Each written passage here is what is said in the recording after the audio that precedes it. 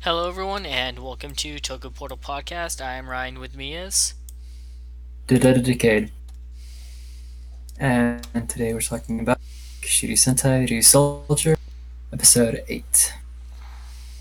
So we start off with a quick recap.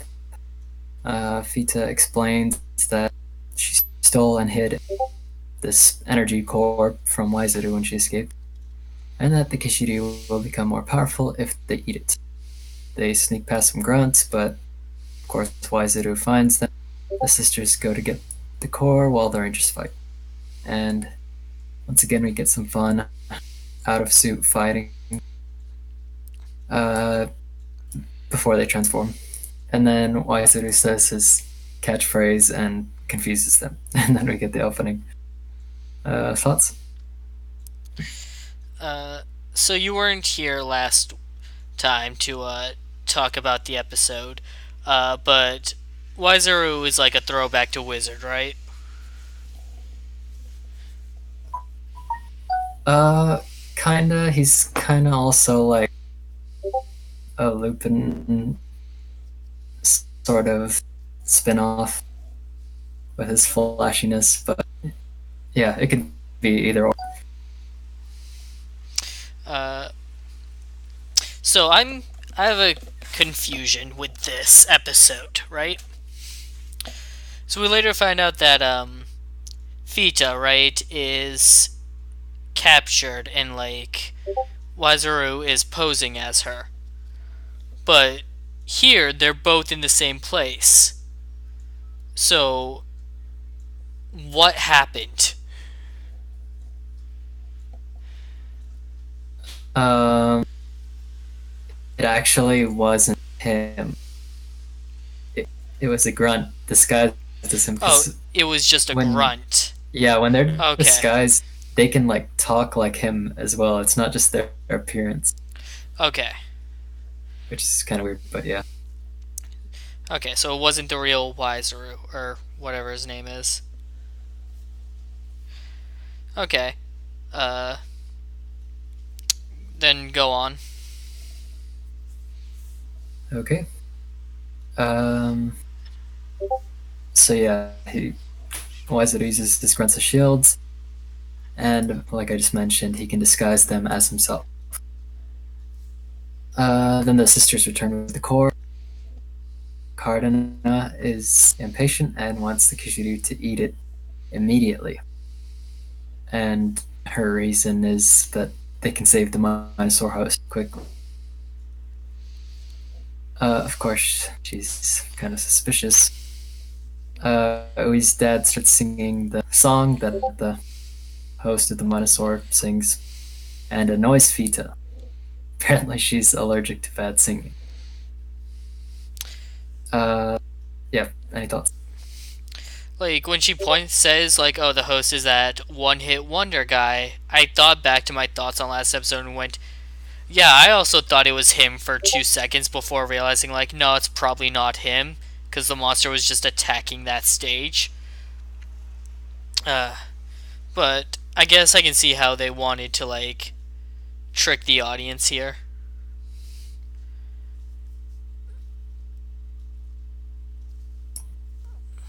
Yep. Allergic to bat. Okay, I actually there is something that I did like about this episode here, where like when Ui is trying to comfort her father in his bad singing, he's like in the background. You just hear him be like, "Don't lie to me." Yeah, it's pretty funny. Um, so the Rangers kind of split up, but they meet up again at a nearby park because Melta and Bamba are suspicious of Cardena. Then Ui gets a phone call and leaves the sisters alone with her phone on. And Vita's actually Waizaru in disguise. Vita's as hostage. Um, but of course, Ko is determined to save Vita, even if eating the core is going to be some sort of trap. So, of course, he calls. Uh, which was pretty annoying. which is why I'm glad Bamba just like throttled him. Thoughts? So I guess this was a good part of this episode. If you can't tell, I didn't really like this one this much because it was mostly tell don't show. Like rather than seeing things happen, it was mostly just watching characters talk about what was happening. But you were reminding me about the phone things. Like, all right, that was a good moment where, like, what did they tell Ui? Like, we don't know. It's like, oh, the reveal is that her phone was on the whole time, so they could overhear the conversation. That was actually a good moment because I thought that Ui was just going to eavesdrop on them or something. Also, yeah, Ko wanting to save everyone is good and all, but wow, dude. There's walking into a trap knowingly, and then there's, like, being stupid. And if they didn't Yeah. come up with the plan that they did, Ko would definitely have just been being stupid. Yeah. He's not the smartest red. So the one hit wonder guy isn't actually the victim. He just had a cult. The giant Minosaur rampages. They deploy Kishiryu 5 nights, but the core inside explodes and destroys it. Waizaru celebrates, but the Rangers appear behind. They cloned their Kishiryu with a, and they got the idea from Waizaru's little trick. Oh, so I thought it was gonna be just an illusion, but clones work too. Yeah, poor clones. But he orders the Minosaur to fly and just wait for it to become complete to kill its host, which is Fita, which is pretty clever. They Ryusoulger, roll call during the fight, and then they use power-ups to defeat the rest of the grunts. While the opening plays, it was actually a pretty good fight. Yeah, pretty good choreography. I'd have to say the best part of the episode was definitely the fight scenes. The choreography has been above par, or I don't know. I can't think of a word to praise it properly, but the choreography in this show is killer. Yeah, definitely. Then of course they deploy Kishiryu 5 nights. Then Asuna undoes her transformation and starts singing the song that the sisters sing. But she's completely tone deaf and angers the Minosaur with her awful singing. And they defeat it with the finisher. Another good moment, because we didn't know what was going on at the time, and then Asuna starts singing badly. It's like, oh. Also, good to know that weakness thing was real and that they're using it here. Like, shows how far the replica of Fita was going. Yep. Yeah. And it was also badass that Green just goes flying out of the mech to grab Fita at the last second. Oh yeah, totally. Don't think I've ever seen that. I'm also super I glad. can't remember. Go on. Sorry. No, I said I don't think I've seen that, and I can't remember like if I have before. But that was pretty. I'm also super glad it was Green, or slash, because he's the speed guy, but also slash anyone but Red. Like, Red was the advocate for Fita this whole episode, but I'm glad to see, like, someone else step up to the plate. Yeah, that's pretty cool. So then we just finish off with the lighthearted scene. Asuna humming at the house. She's still pretty tone deaf and he's dead, laughs at her, and then she gets upset. Yeah, Episode end. she tries doing some singing, like, techniques, like, to practice and such, and it is not working. But that's... It worked for like 2 seconds, but yeah. She would have to, like, keep at it for, like, months on end to get good at it. Yep. And Uh, then the best part of the episode is the Lupat cast dancing to the Kev Bomb dance. right. So great. Noel gets super into it and like it does backflips and shit. Yeah, that was great. Uh, so I want to talk about something that's been bothering me this series, which is their power ups. Like, so the gimmick here is knights, right?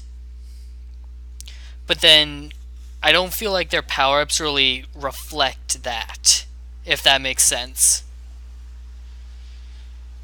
Like, Yeah, you got power ups that are like, oh, there's uh this one makes you shine really bright, or like this one is a fart gas or whatever. Or the really like bouncy one that made the guy like really light. It's like like they don't really fit in. They don't really feel like there's a real theme here. They feel like they're just power ups that can do whatever they need them to do. Uh, and I guess like Kyoryu, I've been thinking about it the whole time too. Like Kyoryuger had that same kind of thing where like they had all these gimmicky power ups that didn't really make sense, but I kind of wrote off as like, well, it's more each one is connected to like a certain dinosaur, so I guess there's like some logic to it, but I can't really ignore it here. yeah. And also the fact that it's becoming like every single episode that Right. they have to use these power ups for everything. And like they have a power up for everything, and Yeah. that is also like part of my problem here. They literally have a power up for everything. Like, what's the point? Like, what? Where's the theming here? Where's the consistency? Yeah, I mean, I'm thinking like in Q Ranger, they had some silly power ups, but at least they were related to constellations, so Right. they kind of They had a sense. power up that all it did was summon a cup. No drink inside the cup, just the cup. Yep. But that's the constellation, so oh well. Right. And then they had that school episode where they use a bunch of power ups that only summon school supplies. Yeah, that's, but this is like main plot stuff that's just constantly getting thrown in our face. So yeah, I definitely felt this episode that was kind of annoying. Well, like the fights, of course, freaking amazing. Let's chill with the power ups every 2 seconds. Yeah, like it was great seeing them all use their own like unique power up in the big fight this episode, but at the same time it's like some of these are a bit like out there, and I don't know, like I feel like they could be more consistent with what these power-ups are.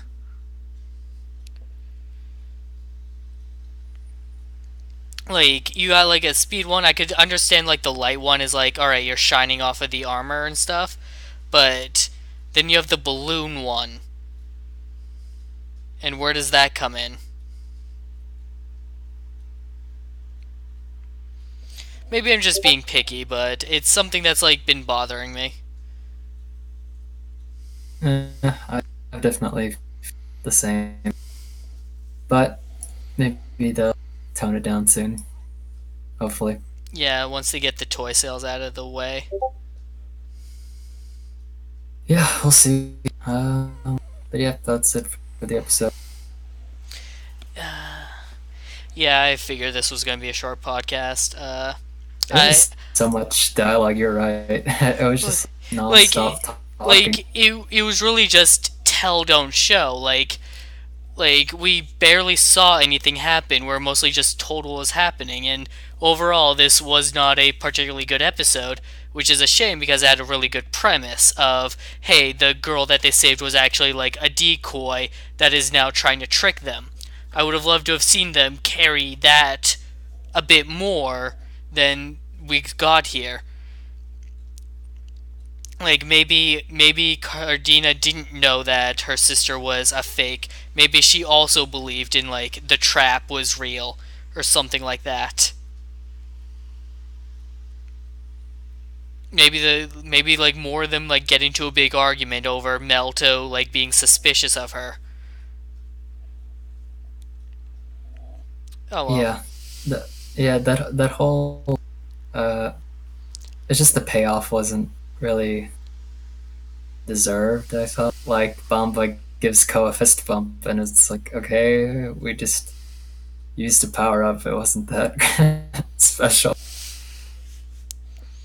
but oh well. No, the the choreography for the fight scene was entertaining at least. So the episode wasn't a total loss, but Yeah, will easily be forgettable. Uh, I hope that next episode though, because it looks like Wiseru is staying as Tang Zhou's replacement. I want to see some interaction with Creon now. Uh, yeah. Creon and Tang Zhou had like this pretty neat, like goofy and serious one relationship. Let's see what they do with another goofy one. Well, Goofy is one half of him. He also has his menacing Yeah, form when he tilts his hat. maybe like maybe Creon is actually like scared of this one. Like I Yeah, feel like there's potential here, and I'm interested in seeing that at least. we'll see. Uh, But thanks everyone for listening.